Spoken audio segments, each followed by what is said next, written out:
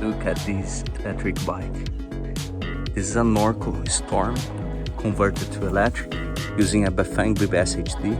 I flashed the firmware, so we are running with 52 volts, 30 amps, over 1500 watts.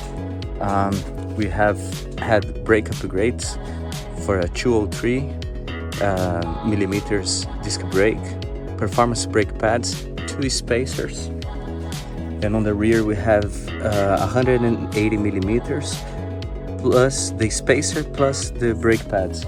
So before this was 160 and this was 160, and now it's 203 and 180. Great. So the brakes are done, did all the wiring. We have an alarm after you lock the bike with this foldable lock.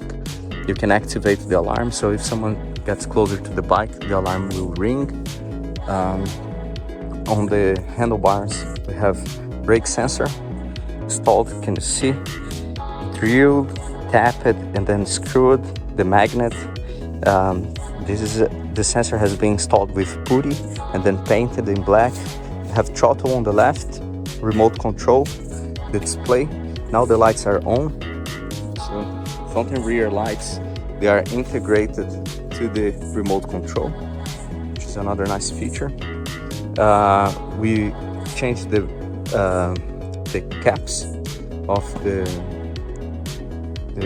gear cable, and down here we have a new gear sensor installed, so everything nice and tidy. The first gear of the cassette has been blocked, so in this way we don't need a chain guide over there, and because we are running with a 40 teeth chain ring, rarely we're gonna use the very first gear, and that prevents us from using that actually helps us. Instead of having a chain guide on the front and allowing the very first gear to engage, I prefer to lock it and don't need to use the chain guide on the front. Yeah man, great bike, easy to ride, very powerful, and I couldn't be happier with the results. Cheers.